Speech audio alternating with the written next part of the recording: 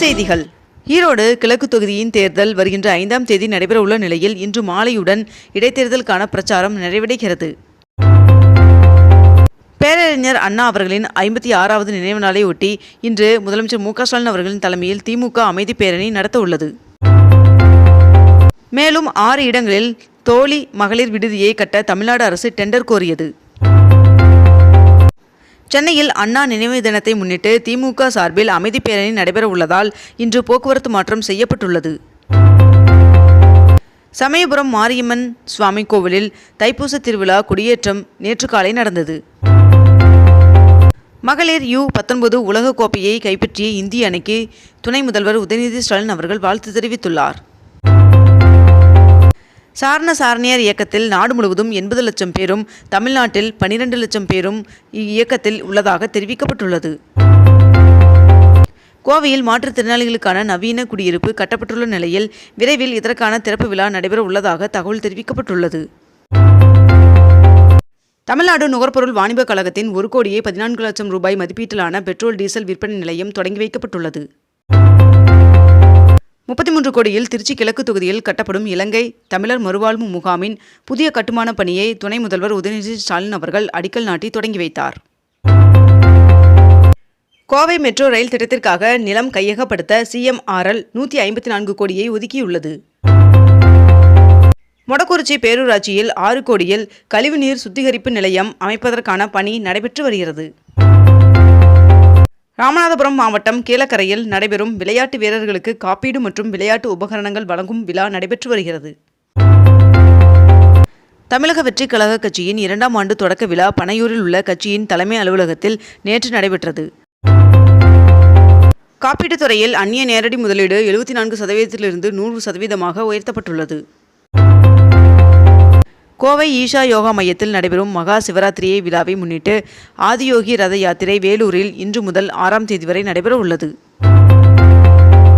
வணிக பயன்பாட்டிற்கான 19 கிலோ எடை கொண்ட கேஸ் சிலிண்டரின் விலையில் ₹6.50 குறைக்கப்பட்டு 1797 ரூபாயாக விற்பனை செய்யப்பட்டு வருகிறது. வீட்டு உபயோக சிலிண்டரின் விலையில் எந்தவொரு மாற்றமும் இல்லை. நேற்று நடைபெற்ற மத்திய பட்ஜெட் கூட்டத்தொடரில் லித்தியம் பேட்டரிக்கான இறக்குமதி சுங்க வரி ரத்து செய்யப்படும் என்று அறிவிக்கப்பட்டுள்ளது. மேலும் LED திரைக்கான இறக்குமதி வரி 20% அதிகரிக்கப்படும் என்றும் தெரிவிக்கப்பட்டுள்ளது. மத்திய அரசின் பட்ஜெட்டில் தமிழகத்திற்கு தேவையான திட்டங்கள் எதுவும் இடம்பெறவில்லை என்று தவேக கட்சியின் தலைவர் விஜய் அவர்கள் தெரிவித்துள்ளார். தமிழக அரசு மருத்துவமனைகளில் காலியாக உள்ள 658 சிறப்பு மருத்துவர் பணியிடங்கள் விரைவில் நிரப்பப்படும் என்று அமைச்சர் மா. சுப்பிரமணியன் அவர்கள் தெரிவித்துள்ளார். நேற்று நடைபெற்ற மத்திய பட்ஜெட் கூட்டத்தொடரில் வருமான வரி விலக்கு உச்சவரம்பு 12 லட்சமாக உயர்த்தப்படுகிறது என்று தெரிவிக்கப்பட்டுள்ளது. ஒன்றிய நிதிநிலை அறிக்கை என்றாலே தமிழ்நாட்டை பொறுத்தவரை ஓர வஞ்சனை தானா என்று முதலமைச்சர் மு.க.ஸ்டாலின் அவர்கள் கேள்வி எழுப்பியுள்ளார். 22 கேரட் ஆபண தங்கத்தின் விலை சவரனுக்கு ஒரே நாளில் ₹480 அதிகரித்து ஒரு சவரன் 62,320 ரூபாய்க்கு விற்பனையாகிறது. அதேபோல் 1 கிராம் வெள்ளியின் விலை ₹107 விற்பனை செய்யப்பட்டு வருகிறது. ஒன்றிய பட்ஜெட் ஒரு மாயாஜால அறிக்கையாக வார்த்தை ஜாலங்கள் நிறைந்ததாக தோன்றுகிறது என்று அதிமுக பொதுச் செயலாளர் எடப்பாடி பழனிசாமி அவர்கள் தெரிவித்துள்ளார். கடந்த ஜனவரி மாதத்தில் 86 லட்சம் பயணிகள் சென்னை மெட்ரோ ரயிலில் பயணம் செய்துள்ளதாக மெட்ரோ நிர்வாகம் தகவல் தெரிவித்துள்ளது. வெள்ளியங்கிரி மலை ஏற்றத்திற்காக பக்தர்களுக்கு மலைப்பாதை திறக்கப்பட்டுள்ளது.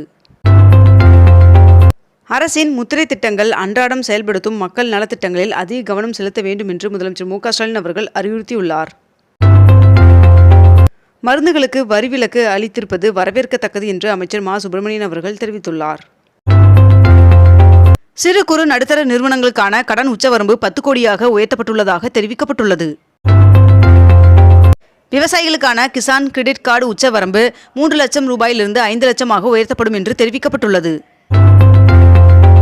அனைத்து அரசு உயர்நிலைப் பள்ளிகளிலும் பிராட்பேண்ட் மூலம் இணையதள வசதி ஏற்படுத்தி கொடுக்கப்படும் என்று மத்திய பட்ஜெட்டில் மத்திய நிதியமைச்சர் நிர்மலா சீதாராமன் அவர்கள் தெரிவித்துள்ளார்.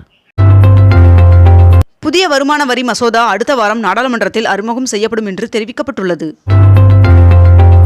விளையாட்டுத் துறையில் பல சாதனைகளை செய்ய தமிழ்நாடு அரசு திட்டமிட்டு உறுதியோடு செயல்பட்டு வருகிறது என்று துணை முதல்வர் உதயநிதி ஸ்டாலின் அவர்கள் தெரிவித்துள்ளார்.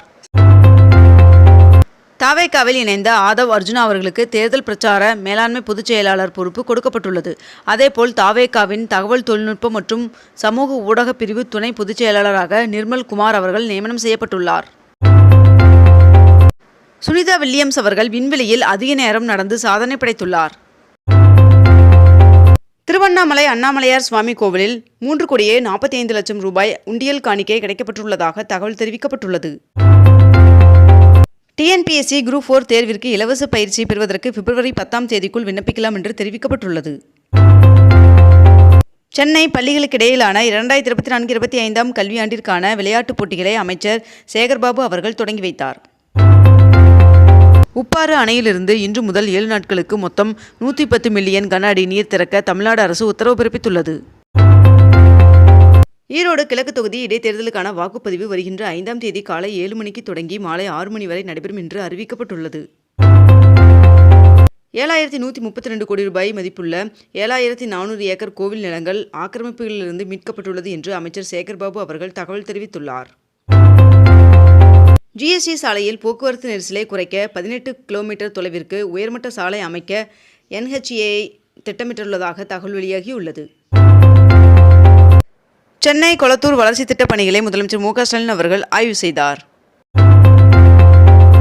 புதுச்சேரி மாநில சட்டப்பேரவை பட்ஜெட் கூட்டத்தொடர் வருகின்ற பிப்ரவரி 12ஆம் தேதி தொடங்கும் என்று அறிவிக்கப்பட்டுள்ளது. ராமேஸ்வரத்தில் பாம்பன் புதிய ரயில் பாலத்தின் செங்குத்து தூக்கு பாலம் பகுதியை இயக்கி சோதனை மேற்கொள்ளப்பட்டது.